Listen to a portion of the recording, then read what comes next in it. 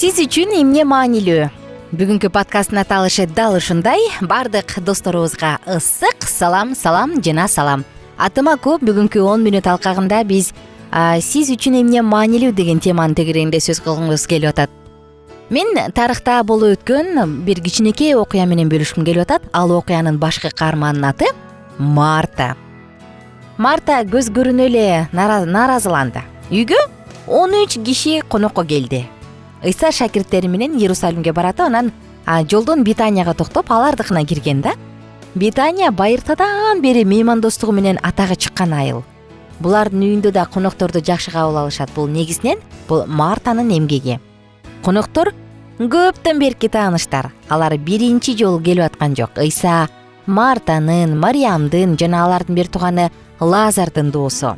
Кээде Ыйса алардыкына Иерусалимдин мыйзам окутуучулар менен фарисейлердин жөнү жок айыптоолорунан чарчаганда кечкисин шакирттери менен келчү. Башкалкалар жери жок устаттын аныкынан өзүнүн үйүндөгүдөй сезгендиги Мартаны албетте кубандырат дейчи. Ал меймандос ошондуктан жан дили менен тим эле тыппылдап, чуркап конокторду тосуп алат. Конокторду алар үчүн жакшы болгудай кылып тосуу бул албетте сыймык да. Ал үйдүн кожойкеси катары жолдон чарчап, ачка болуп келген конокторго кам көрүп көп түшүк тартат. Анын үйү тар, же берерге ашы жок болгондуктан түшүк тартпайт. Марта жаардай ал эмес, алардын үйү дагы кенен. Ал сиңдисинин жардам бербегендигине аябай ачууланды. Мариям болсо устат айткан ар бир сөздү берилип угуп жатты. Ыйсанын үйүбүздө мейман болуп отурган учурун кантип туура пайдалансам деген суроо аны кыйнаса керек да. Марта мындай конокту тосуп жаткандыгы үчүн андан бетер бактылуу, бирок майда барат нерсеге алаксып атып, ал кубана албай атат. Марта ачуулана баштады. Ал адатынча өзүнүн көңүлү чөгүп тургандыгы үчүн башка бирөөнү күнөөлөдү. Ал өзүн аяй баштады. Өзүн өзү аяп, ыйлоо жаман жардамчы, жараксыз кеңешчи болуп саналат. Өзүн аягандыктан Мартанын ою бузулуп, жанындагыларга, айрыкча сиңдисине каршы багытталды. Өзүн аяп ыйлоо менен башканы күнөөлөөнүн ортосунда аралык бир эле кадам. Теңир, сиңдимдин бардык жумушту мага таштап койгону сен үчүн баары бирби? Дейди ал Ыйсанын сөзүн бөлүп. Караңызчы.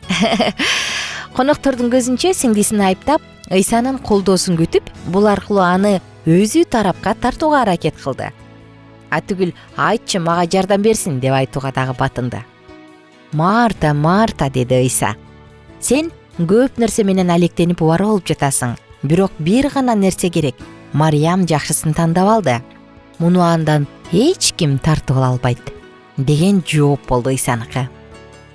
Ал бир нече сөз менен эле Мартага эмес, бизге дагы көп нерсени айтканда, чындыгында биз көбүнчө үйдүн түйшүгү менен алектенип жатып анан унутуп калабыз.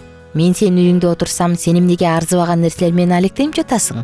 Марта, мен кызмат кылдырыш үчүн эмес, башкаларга кызмат кылыш үчүн келгенимди кантип түшүнбөйсүң? Кеп үй-жай, тамак ашта эмес, андан алда канча маанилүү болгон өзүңдө экенин сезген жоксуңбу? Мен сенин меймандостугуңду баалайм, бирок өзүң үчүн тынчсызданып жатам. Дастарконуң жөнөкөй болсо деле ыраазы болорумду сен түшүнгөн жоксуңбу? Мына дал ушундай сөздөр айтылды да, мунун артынанчы. Менин падышачылыгымда рухий баалуулуктар артыкчылыкка ээ. Өзүңдү таанып бил. Бардык нерсени менин көз карашым менен караганды үйрөн. Мариям тил уккудай жаман иш кылган жок. Сага болсо мен кеңеш берем. Анткени мен сени сүйөм.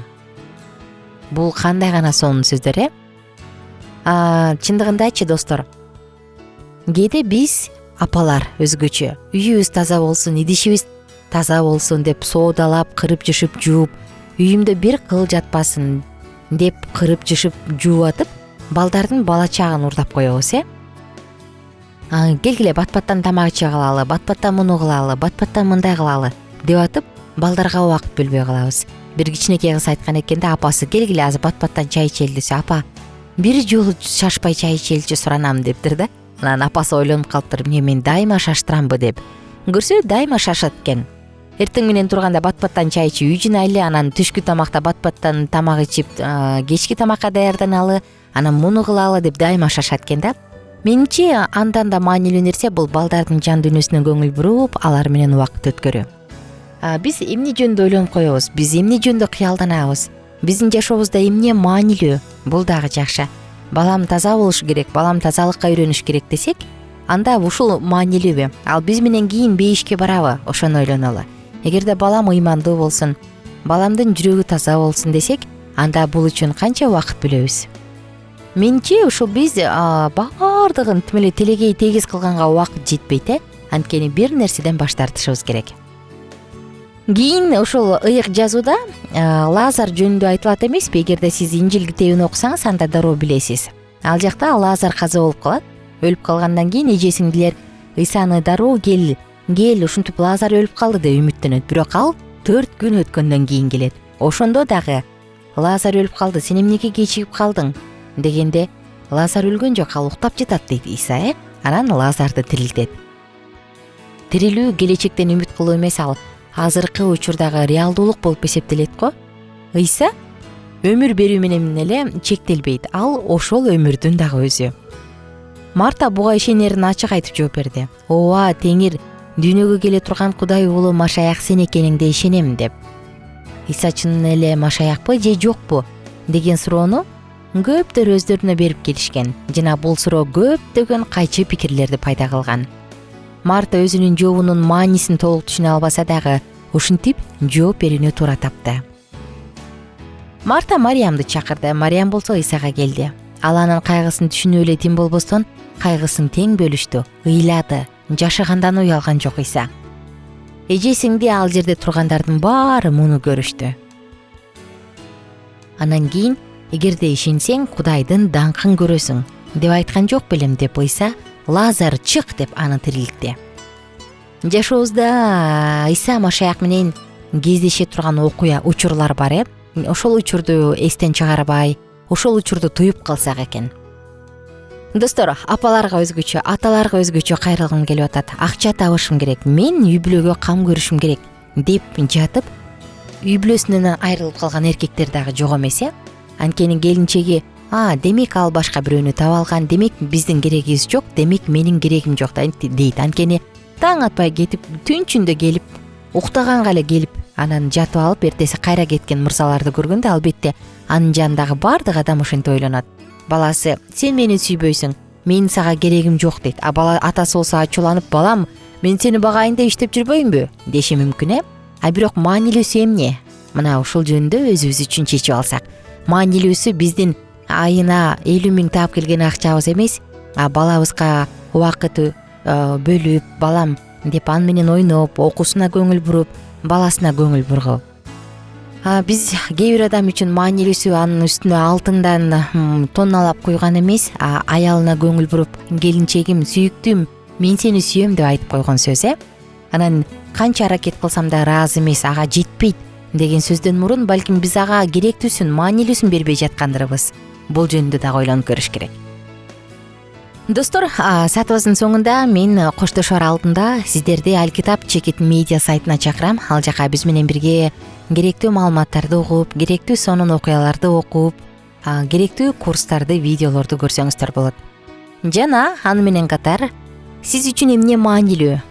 Ушул жөнүндө сөз кылсаңыз болот. Жогоруда мен айта кеткен үй таза болсун, тамак даамдуу болсун, мен баары чики-чики болушу керек деп отуруп балдарга көңүл бурбай калган айымдардын, мен көп акча таап иштешим керек деген мырзалардын арасынан өзүңүздү көргөн жоксузбу?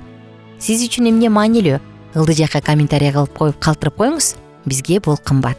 Анан албетте +1 301 760 60 70 WhatsApp номуру адаттагыдай кызматта. Ал жака дагы өзүңүздүн пикириңизди калтырсаңыз болот. Баарыңыздарга көңүлдүү күн, бай болуңуздар, бар болуңуздар. Анан сиз үчүн эмне маанилүү? Мына ошону дагы бир жолу ойлонуп көрүңүз. Сиз үчүн эмне маанилүү? Эң маанилүүсүн тандап алыңыз.